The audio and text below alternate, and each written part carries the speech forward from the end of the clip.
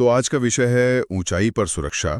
और इसमें भी हम खास तौर पर सुरक्षा हार्नेस के सही इस्तेमाल पर एक गहरी नज़र डाल रहे हैं। जी। हमारे पास जो जानकारी है वो कुछ कह सकते हैं कि जैसे किसी टूल बॉक्स मीटिंग के नोट्स हों, जिनमें ऊंचाई पर सुरक्षित रहने के जरूरी दिशा निर्देश दिए गए हैं। अच्छा। तो चलिए इस जानकारी के जरिए समझते हैं कि ऊंचाई पर काम करते वक्त क्या सावधानियां बरतनी चाहिए। बिल्कुल। देखिए, इस चर्चा का मकसद सिर्फ नियमों को दोहराना नहीं है ना, बल्कि ये समझना है कि सुरक्षा हार्नेस का सही तरीके से इस्तेमाल कैसे सचमुच किसी की जान बचा सकता है। सही कहा। ये महज औपचारिकता नहीं बल्कि ऊंचाई पर काम करने वाले हर व्यक्ति के लिए एक जीवन रक्षक कवच है। बिल्कुल सही कहा। और ये समझना बहुत जरूरी है कि ये नियम क्यों बनाए गए हैं। देखिए, ऊंचाई पर काम करने में स्वाभाविक तौर पर गंभीर जोखिम होते हैं। आप गुरुत्वाकर्षण से लड़ रहे होते हैं ना। हाँ बिल्कुल। तो इन दिशा निर्देशों का पालन करना महज एक विकल्प नहीं है, बल्कि उन जोखिमों को कम करने का एक अनिवार्य तरीका है। सही। जरा सोचिए, कुछ मीटर की ऊंचाई से गिरना भी कितना विनाशकारी हो सकता है। गुरुत्वाकर्षण कोई रियायत नहीं करता और एक छोटी सी चूक के परिणाम बहुत गंभीर हो सकते हैं। तो सबसे पहले ये हार्नेस पहनना जरूरी क्यों है? नोट्स में लिखा है कि 2 मीटर या उससे अधिक ऊंचाई पर इसे पहनना अनिवार्य है। हाँ। ये 2 मीटर की सीमा क्यों? क्या मतलब उससे कम ऊंचाई सुरक्षित है? ये एक बहुत अच्छा सवाल है। देखिए, 2 मीटर सुनने में शायद ज्यादा ना लगे, है ना? हाँ, लगता तो नहीं है। पर इतनी ऊंचाई से गिरने पर भी गंभीर चोटें, मतलब स्थायी विकलांगता या यहाँ तक कि मृत्यु भी हो सकती है। शरीर पर लगने वाला जो आघात है, जो इम्पैक्ट फोर्स है, वो काफी ज्यादा होता है। अच्छा। इसलिए एक मानक तय किया गया है कि इस ऊंचाई या इससे ऊपर काम करते समय सुरक्षा हार्नेस का उपयोग जरूरी है, अनिवार्य है। इसका मुख्य उद्देश्य है कार्यकर्ताओं को हार्नेस का सही और लगातार उपयोग करने के लिए प्रेरित करना, ताकि गिरने जैसी दुर्घटनाओं को पूरी तरह से रोका जा सके। ये पूरी तरह से रोकथाम मतलब प्रिवेंशन पर आधारित है। समझ गया। मतलब 2 मीटर एक तरह की लक्ष्मण रेखा है कि यहाँ से जोखिम काफी बढ़ जाता है। हाँ, कह सकते हैं, एक गंभीर चेतावनी। ठीक है। तो इस सुरक्षा कवच के लिए क्या क्या जरूरी सामान चाहिए? हमारे पास जो सूची है उसमें कुछ चीजें बताई गई हैं। हाँ, जरूरी उपकरणों की एक पूरी किट होती है। इसमें सबसे पहले आता है फुल बॉडी सुरक्षा हार्नेस। Full body harness. जी, ये सिर्फ कमर की बेल्ट नहीं होती, ये पूरे शरीर को सहारा देने वाला हार्नेस होता है, जिसमें कंधों और पैरों के लिए पट्टियां होती हैं। अच्छा। और सबसे महत्वपूर्ण बात, ये प्रमाणित और जांचा हुआ होना चाहिए। प्रमाणित और जांचा हुआ, इस पे थोड़ा और बताएं। इसका असल मतलब क्या है? इसका मतलब है कि हार्नेस ने कड़े सुरक्षा परीक्षण पास किए हैं, जैसे कि ये कितना वजन सह सकता है, इसकी पट्टियां कितनी मजबूत हैं, बक्कल कितने विश्वसनीय हैं, सिलाई कितनी पक्की है। बिना सर्टिफिकेशन वाले या कह लीजिए नकली हार्नेस दिखने में शायद वैसी लगे। हाँ, लगते तो हैं, लेकिन गिरने की स्थिति में वो नाकाम हो सकते हैं और उसके नतीजे भयानक होंगे। इसलिए हमेशा सर्टिफाइड उपकरण ही इस्तेमाल करना चाहिए। ठीक है, तो हार्नेस हो गया, और क्या चाहिए? हार्नेस के साथ चाहिए एक डोरी यानी लैनियार्ड। और ये कोई सामान्य रस्सी नहीं होती। नहीं, इसमें अक्सर शॉक एब्जॉर्बर लगा होता है। Shock absorber? जी, ये बहुत जरूरी हिस्सा है। जब कोई गिरता है तो अचानक से बहुत तेज झटका लगता है ना। हाँ। ये शॉक एब्जॉर्बर उस झटके के बल को काफी हद तक सोख लेता है, एब्जॉर्ब कर लेता है। अच्छा। जिससे शरीर पर कम असर पड़ता है और अंदरूनी चोटों का खतरा कम हो जाता है। वाह, तो ये सिर्फ जोड़ने वाली रस्सी नहीं है, ये खुद में एक सुरक्षा उपकरण है जो झटके को कम करता है। बिल्कुल। और क्या जरूरी है? इसके अलावा ठोड़ी की पट्टी वाला हेलमेट। हेलमेट तो जरूरी है ही। हाँ, ऊंचाई पर काम करते समय ऊपर से कुछ गिरने का खतरा तो होता ही है, साथ ही अगर कोई गिरे तो सिर की सुरक्षा सबसे जरूरी है। ठोड़ी की पट्टी ये सुनिश्चित करती है कि झटका लगने पर या गिरने के दौरान हेलमेट सिर से उतरे नहीं। सही। फिर आते हैं फिसलन रोधी सोल वाले सुरक्षा जूते। हाँ, ये भी जरूरी है। जी, ऊंचाई पर अक्सर मचान, धातु की सतहें या गीली जगह हो सकती हैं जहां फिसलने का खतरा ज्यादा होता है। ये जूते बेहतर पकड़ देते हैं। और जरूरत के हिसाब से दस्ताने भी पहनने चाहिए, खासकर अगर नुकीली या खुरदुरी सतहों पर काम करना हो। ये तो हुई उपकरणों की बात। अब स्रोत इस बात पर बहुत जोर देते हैं कि हर बार इस्तेमाल से पहले हार्नेस की जांच करनी चाहिए। हाँ बिल्कुल। ये क्यों इतना महत्वपूर्ण है? मतलब रोज-रोज जांचना कुछ ज्यादा नहीं लगता? नहीं, बिल्कुल नहीं। ये शायद सबसे महत्वपूर्ण कदमों में से एक है। सोचिए, ये हार्नेस ही आपकी जिंदगी बचाने वाला उपकरण है। बात तो सही है। हर बार इस्तेमाल से पहले कुछ मिनट लगाकर इसकी जांच करना अनिवार्य है। क्या देखना होता है इसमें? बकल ठीक से बंद हो रहे हैं या नहीं, कहीं उनमें दरार तो नहीं, पट्टियों वेबिंग को ध्यान से देखें, कहीं कटी हुई, घिसी हुई, जली हुई या किसी रसायन से खराब तो नहीं हुई हैं। अच्छा। सिलाई को जांचें, कहीं से उधड़ तो नहीं रही, खासकर जहां पट्टियां जुड़ती हैं या बकल लगे होते हैं। डी रिंग मतलब हार्नेस का वो हिस्सा जहां लैनियार्ड जुड़ता है, उसमें कोई विकृति या जंग तो नहीं। अगर जरा भी शक हो या कोई खराबी दिखे तो उस हार्नेस का इस्तेमाल बिल्कुल नहीं करना चाहिए। बिल्कुल नहीं। ये रोज की जांच महज एक नियम नहीं, बल्कि एक जिम्मेदारी है, अपनी सुरक्षा की जिम्मेदारी। बिल्कुल। एक छोटी सी अनदेखी बहुत भारी पड़ सकती है। अब आते हैं एक और दिलचस्प मुद्दे पर, एंकरेज पॉइंट। हाँ, ये बहुत महत्वपूर्ण है। यानी हार्नेस की डोरी, वो लेनियार्ड, उसको कहाँ बांधना है। मुझे लगा था कि हार्नेस पहन लिया, डोरी लगा ली, बस हो गया। नहीं नहीं, लेकिन नोट्स कहते हैं कि एंकरेज पॉइंट यानी वो जगह जहां आप खुद को सुरक्षित करते हैं, कम से कम 5000 पाउंड लगभग 22 किलो न्यूटन का भार सहने लायक होना चाहिए। जी। ये तो एक छोटी गाड़ी के वजन के बराबर है। इतना मजबूत क्यों? हाँ, ये वजन सुनने में बहुत ज्यादा लगता है, लेकिन इसके पीछे ठोस वैज्ञानिक कारण है। जब कोई व्यक्ति गिरता है तो गिरने की दूरी और उसके वजन के कारण बहुत ज्यादा बल मतलब फोर्स उत्पन्न होता है। अच्छा। जिसे शॉक लोड कहते हैं। ये बल व्यक्ति के स्थिर वजन से कई गुना ज्यादा हो सकता है। कई गुना? हाँ, तो एंकरेज पॉइंट को इतना मजबूत होना चाहिए कि वो इस अचानक पड़ने वाले अत्यधिक बल को बिना टूटे या विफल हुए झेल सके। का बहुत मायने रखती है। स्रोत स्पष्ट रूप से कहते हैं कि जब भी संभव हो, एंकरेज पॉइंट कमर के स्तर से ऊपर होना चाहिए। कमर से ऊपर? जी, आदर्श रूप से कंधे या सिर की ऊंचाई पर। अच्छा, क्यों? इसके दो मुख्य फायदे हैं। पहला, ये गिरने की कुल दूरी को कम करता है। हाँ, ये तो है। जितनी कम दूरी से गिरेंगे उतना कम झटका लगेगा। हाँ। और दूसरा, ये पेंडुलम प्रभाव को कम करता है। पेंडुलम प्रभाव? हाँ, अगर आप अपने पैरों के पास एंकर करते हैं तो गिरने पर आप एक पेंडुलम की तरह झूल सकते हैं और बगल की किसी दीवार या मशीन से टकरा सकते हैं। ओ, खतरनाक है ये तो। बहुत। कमर से ऊपर एंकर करने पर यह खतरा काफी कम हो जाता है और ये हमेशा एक स्थिर, मजबूत, संरचनात्मक सदस्य होना चाहिए, कोई हिलने डुलने वाली या अस्थायी चीज नहीं। ये तो बहुत महत्वपूर्ण बात है। कमर से ऊपर और 22 किलो न्यूटन क्षमता वाला एंकर पॉइंट, समझ गया। अब हार्नेस पहनने के तरीके पर आते हैं। नोट्स कहते हैं कि इसे सही ढंग से फिट होना चाहिए। हाँ, फिटिंग बहुत जरूरी है। आराम और सुरक्षा दोनों के लिए। पट्टियां कसी हुई हों पर इतनी भी नहीं कि खून का दौरा रुके, मुड़ी हुई या लीली ना हो। ये सही फिटिंग इतनी जरूरी क्यों है? सही फिटिंग इसलिए जरूरी है क्योंकि अगर हार्नेस ठीक से फिट नहीं होगा तो वो गिरने की स्थिति में अपना काम सही ढंग से नहीं कर पाएगा। अच्छा, कैसे? अगर पट्टियां बहुत ढीली है तो गिरने पर व्यक्ति हार्नेस के अंदर ज्यादा हिल सकता है। इससे झटका शरीर पर असमान रूप से वितरित होगा और चोट लगने का खतरा बढ़ जाएगा।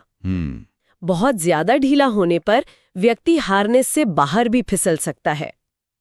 वहीं अगर पट्टियां बहुत ज्यादा कसी हुई हैं तो वो असुविधाजनक होंगी, लंबे समय तक पहनने पर रक्त संचार को भी प्रभावित कर सकती हैं, जिससे एकाग्रता भंग हो सकती है। हाँ, वो भी ठीक नहीं है। तो सही फिटिंग का मतलब है कि पट्टियां शरीर पर सपाट रहें, मुड़ी हुई ना हो और आप उनके नीचे आराम से अपनी हथेली सरका सकें, लेकिन पूरी मुट्ठी नहीं। ठीक है, मतलब न बहुत ढीला न बहुत कसा हुआ, एकदम स्नग फिट। बिल्कुल। अब कुछ आम गलतियों की बात करते हैं जिनका जिक्र स्रोत में है। जी। लोग अक्सर क्या गलतियां कर बैठते हैं? स्रोत कुछ बहुत आम और खतरनाक गलतियों को उजागर करते हैं। पहली, जैसा हमने अभी बात की, एंकरेज पॉइंट का गलत चुनाव, या तो कमजोर जगह पे एंकर करना या पैरों के पास एंकर करना। हाँ, ये तो है। दूसरी गलती है पट्टियों को ढीला छोड़ देना या उन्हें सही ढंग से ना कसना, वही फिटिंग वाली बात। तीसरी गलती है क्षतिग्रस्त हार्नेस का इस्तेमाल करना, ये सोचकर कि अरे थोड़ा सा ही तो खराब है, चल जाएगा। हाँ, ये चल जाएगा वाला रवैया। ये सही सबसे खतरनाक है। चौथी गलती है हार्नेस में बदलाव करना, जैसे कोई अतिरिक्त छेद बनाना या किसी हिस्से को बदल देना। हार्नेस एक प्रिसाइज इंजीनियरिंग उत्पाद है। हाँ, उसमें कोई भी अनधिकृत बदलाव उसकी सुरक्षा क्षमता को खत्म कर सकता है। सही। और एक और आम गलती है लैनियार्ड को गलत तरीके से इस्तेमाल करना, जैसे उसे किसी नुकीली चीज के ऊपर से ले जाना जिससे वो कट सकती है, या दो लैनियार्ड को आपस में जोड़कर लंबाई बढ़ाना। ये सब बहुत खतरनाक है। ये गलतियां सुनने में छोटी लग सकती हैं, पर इनके परिणाम वाकई गंभीर हो सकते हैं। अच्छा, अब रख रखाव की बात। ये हार्नेस हमेशा तो नहीं चलेंगे? नहीं, बिल्कुल नहीं। इनकी देखभाल कैसे करनी है? सही कहा। हार्नेस की भी एक उम्र होती है और उचित रखरखाव से ही वो अपनी पूरी उम्र तक सुरक्षित सेवा दे सकता है।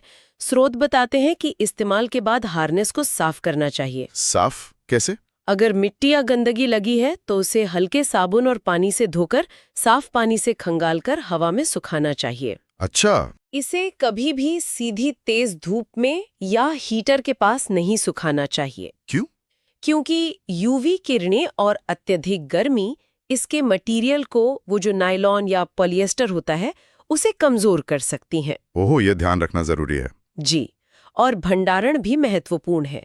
इसे किसी सूखी, ठंडी, अंधेरी जगह पर लटकाकर या सही ढंग से रखना चाहिए, जहां ये रसायनों, तेल, ग्रीस या नुकीली चीजों के संपर्क में ना आए। उचित रखरखाव और भंडारण न केवल हार्नेस की उम्र बढ़ाता है, बल्कि ये सुनिश्चित करता है कि जरूरत पड़ने पर वो आपको धोखा न दे। अब जना बड़े परिप्रेक्ष्य में देखते हैं। ये सारे नियम, उपकरण, जांच, ये सब क्यों हैं? अगर लापरवाही बरती जाए तो असल खतरे क्या हैं? खतरे बहुत वास्तविक और गंभीर हैं। सबसे पहला और स्पष्ट खतरा है ऊंचाई से गिरना। हाँ, वो तो है ही। ये हार्नेस न पहनने, गलत तरीके से पहनने या खराब हार्नेस इस्तेमाल करने का सीधा परिणाम हो सकता है। दूसरा बड़ा खतरा है उपकरण का विफल होना। मतलब हार्नेस या लैनियार्ड का टूट जाना। हाँ, अगर हार्नेस या लैनियार्ड पुराना है, क्षतिग्रस्त है या उसकी जांच नहीं की गई है, तो वो गिरने के दौरान भार सहन नहीं कर पाएगा और टूट सकता है। तीसरा खतरा गलत एंकरेज पॉइंट का चयन है, जिसके बारे में हमने विस्तार से बात की। अगर एंकर पॉइंट ही मजबूत नहीं तो हार्नेस पहनने का कोई फायदा नहीं। सही। और एक और महत्वपूर्ण खतरा है जिसका स्रोत में उल्लेख है, सस्पेंशन ट्रॉमा। सस्पेंशन ट्रॉमा, ये क्या होता है? ये एक ऐसी स्थिति है जो गिरने के बाद होती है। अगर कोई व्यक्ति गिरने के बाद हार्नेस में ज्यादा देर तक लटका रह जाता है, अच्छा, तो पैरों में रक्त का प्रवाह बाधित हो सकता है, क्योंकि पट्टियां नसों पर दबाव डालती हैं। इससे खून पैरों में जमा होने लगता है और मस्तिष्क और अन्य महत्वपूर्ण अंगों तक पर्याप्त ऑक्सीजन युक्त रक्त नहीं पहुंच पाता। ये तो बहुत खतरनाक है। हाँ, ये स्थिति बहुत तेजी से गंभीर हो सकती है और कुछ ही मिनटों में बेहोशी या मृत्यु का कारण बन सकती है। इसलिए गिरने की स्थिति में बचाव कार्य का तेजी से होना भी उतना ही महत्वपूर्ण है। सस्पेंशन ट्रॉमा, ये तो वाकई एक गंभीर पहलू है जिस पर अक्सर ध्यान नहीं जाता। तो इन सभी खतरों से बचने के लिए क्या ठोस कदम उठाने चाहिए? सुरक्षित कार्य पद्धतियां क्या हैं? स्रोत हमें कुछ स्पष्ट और व्यावहारिक सुरक्षित कार्य पद्धतियां बताते हैं। पहला, हमेशा, हर बार इस्तेमाल से पहले हार्नेस, लैनियार्ड और कनेक्टर्स की अच्छी तरह जांच करें। जरा भी संदेह होने पर इस्तेमाल ना करें। ठीक है। दूसरा, केवल प्रमाणित या सर्टिफाइड और परीक्षित या इंस्पेक्टेड उपकरणों का ही उपयोग करें। उपकरणों की एक्सपायरी डेट या निर्माता के निर्देशों का पालन करें। हाँ, वो सर्टिफिकेशन वाली बात। जी। तीसरा, एंकर पॉइंट हमेशा मजबूत, स्थिर संरचना पर चुनें और जहां तक संभव हो कमर के स्तर से ऊपर रखें। उसकी भार क्षमता 22 किलोग्राम सुनिश्चित करें। कमर से ऊपर 22 किलोग्राम, याद रहेगा। चौथा, सुनिश्चित करें कि हार्नेस सही ढंग से फिट हो, ना ज्यादा कसा, ना ज्यादा ढीला। हाँ। सभी बकल ठीक से लगे हों। पांचवां, क्षतिग्रस्त या खराब हार्नेस का इस्तेमाल कभी ना करें। उसे तुरंत सेवा से हटा दें और नष्ट कर दें ताकि कोई और गलती से इस्तेमाल ना कर ले। हाँ, ये जरूरी है। और छठा, सबसे महत्वपूर्ण, सभी कर्मचारियों को न सिर्फ हार्नेस पहनने और इस्तेमाल करने का, बल्कि खतरों और बचाव प्रक्रियाओं का भी उचित प्रशिक्षण दें। ट्रेनिंग बहुत जरूरी है। बहुत। उन्हें पता होना चाहिए कि गिरने की स्थिति में क्या करना है और सस्पेंशन ट्रॉमा से कैसे बचना है। ये तो हो गई सुरक्षित कार्य पद्धतियां। क्या स्रोत में कुछ क्या करें और क्या ना करें जैसी सीधी सलाह भी दी गई है? मतलब एक चेकलिस्ट जैसी? हाँ, बिल्कुल। स्रोत में इसे बहुत साफ तौर पर बताया गया है, जो एक तरह से पूरी चर्चा का सार है। अच्छा, बताइए। क्या करें? डूज। पहला, निर्धारित ऊंचाई जैसे 2 मीटर से ऊपर काम करते समय हमेशा फुल बॉडी हार्नेस पहनें।